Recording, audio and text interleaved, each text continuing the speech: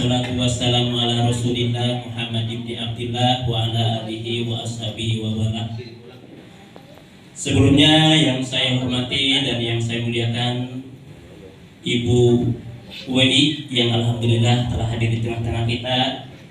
Juga yang saya hormati Bapak Wili, Bapak Haji Lulu, alhamdulillah karena mungkin beliau dari dulu ribuan yang didiklat oleh beliau, padahal di Bandung saya juga didiklat oleh beliau. Terima kasih Pak ilmunya.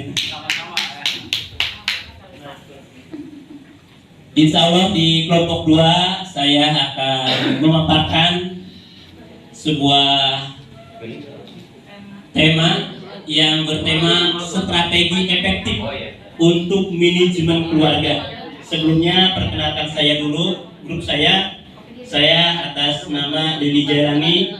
Yang kedua yang memegang laptop ini Bapak Muhammad Fahrudin, dan yang memegang HP muter-muter, mudah-mudahan hasilnya baik ini, jangan goyang-goyang, Bapak Kusuma.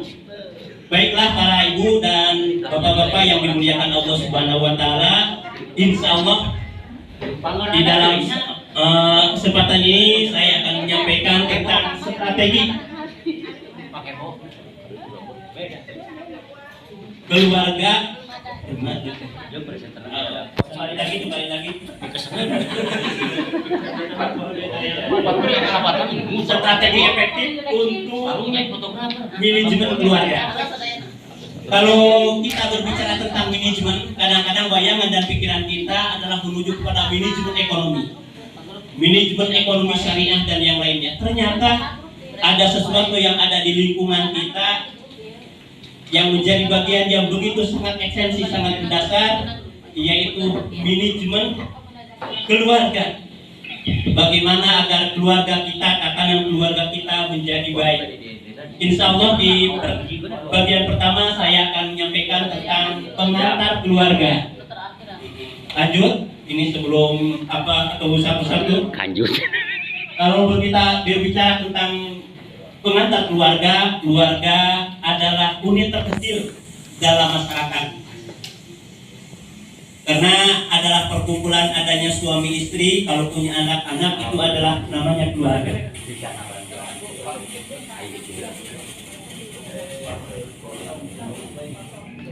Dan di dalam keluarga ini juga harus diperhatikan bagaimana agar di dalam keluarga ini tercipta harmoni dan kebahagiaan.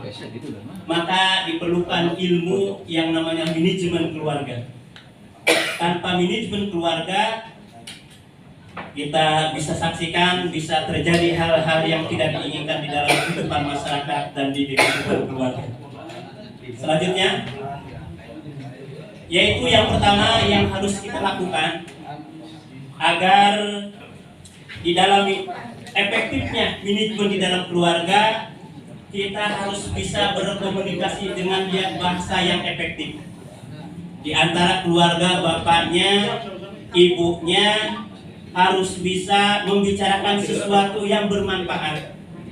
Karena dalam Islam dikatakan sebuah hadis Rasulullah Shallallahu Alaihi Wasallam, min husni Islamil mar'i tarku ma la ya'nihi, bahwa antara kesempurnaan Islam seseorang adalah selalu meninggalkan hal-hal yang tidak bermanfaat. Walaupun di dalam keluarga, candaan dan yang lainnya mungkin ada aturan-aturannya, agar terjadi komunikasi yang benar, komunikasi yang lurus, yang bisa menciptakan keluarga yang baik dan keluarga yang sejahtera.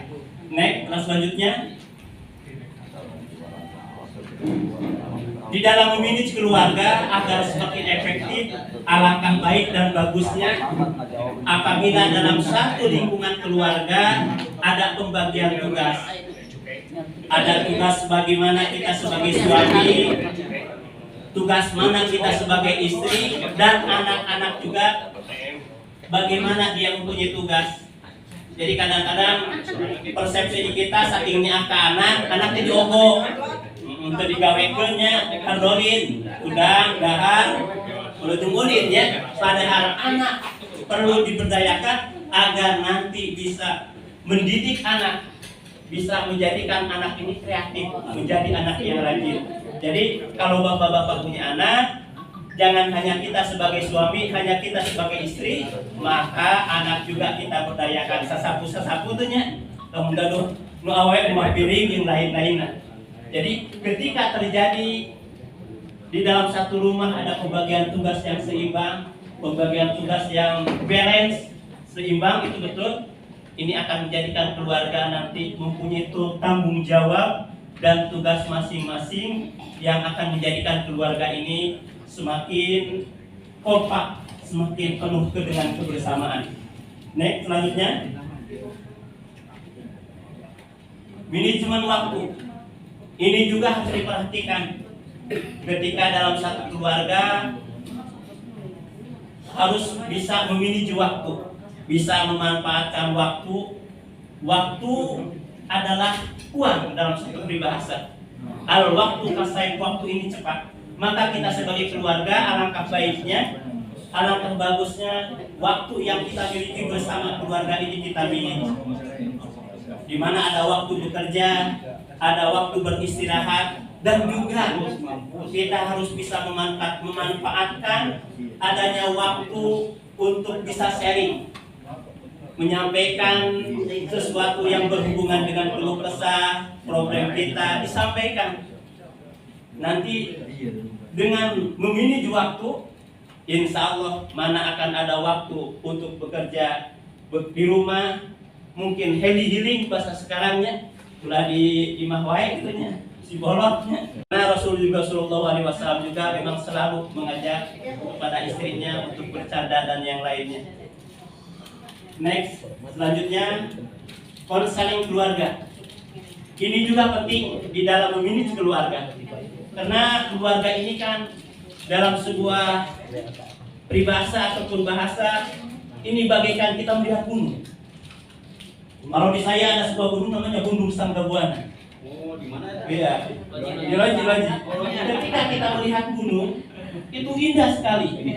Indahnya ini ayam penting di gunung Salidani. Tapi ketika kita didatangi di gunung, naik ke hutannya, ternyata di sana ada jalan yang terjal, naik mudun, ada hewan buas mungkin, ada ular dan yang lainnya. Keluarga juga seperti itu. Jadi kehidupan keluarga adalah bagaikan fata morgana, tidak sesuai dengan kenyataan kadang-kadangnya. Maka ketika ada permasalahan di dalam keluarga, kita kalau bisa selesaikan dengan keluarga kita ada masalah istri dengan istri, selesaikan. Dengan anak, selesaikan. Seandainya mungkin problem dan masalahnya berat, boleh kita memanggil lapor bangku mamayar psikologisnya, psikolog. Ayo Brahma manggil amil lainnya, panggil amil ataupun ustad. Kita minta nasihatnya bagaimana ketika ada problem keluarga yang kita hadapi, mungkin saking beratnya permasalahan yang kita hadapi kadang-kadang tidak bisa ditanggulangi oleh kita. Pak kekehnya, pas kemarinya, pak kekeh suami istri nanya, ayam pak bisa, bakalan bisa kamari, masa Allah hebatnya. Maka dengan bantuan konseling bisa melalui psikolog, ustad ataupun kita punya guru spiritual yang lainnya, kita jadikan sebagai acuan ataupun nasihat dan sebagainya. Hadirin dan hadirat yang dimuliakan Allah, sampailah kepada terakhir, bahasan yang terakhir, kesimpulannya bahwa manajemen keluarga akan efektif, akan lebih efektif, akan mempunyai komitmen dan kerjasama apabila ada komunikasi yang baik antara anak, bapak, suami dalam satu keluarga. Ini akan terjadi sinergitas yang bagus.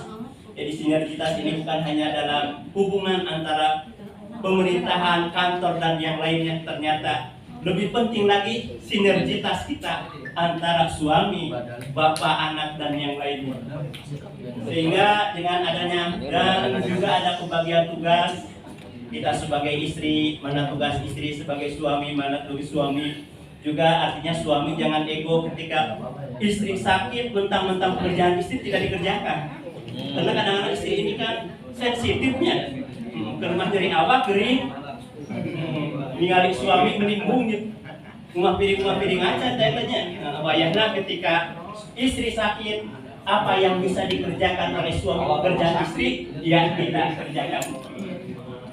Oleh sebab itu, dengan adanya terciptanya sesuatu ini nanti akan menjadi ending dari sebuah keluarga ini akan menjadi akhirnya akan menjadi sebuah keluarga yang sakinah mawaddah warahmah. Itulah yang presentasi yang bisa saya sampaikan. Terima kasih kepada Ibu, terima kasih kepada semuanya yang hadir di sini. Mudah-mudahan apa yang saya sampaikan ada manfaatnya. Oleh sebab itu, terima kasih banyak kepada semuanya. Akhirul kalam, wassalamualaikum warahmatullahi wabarakatuh.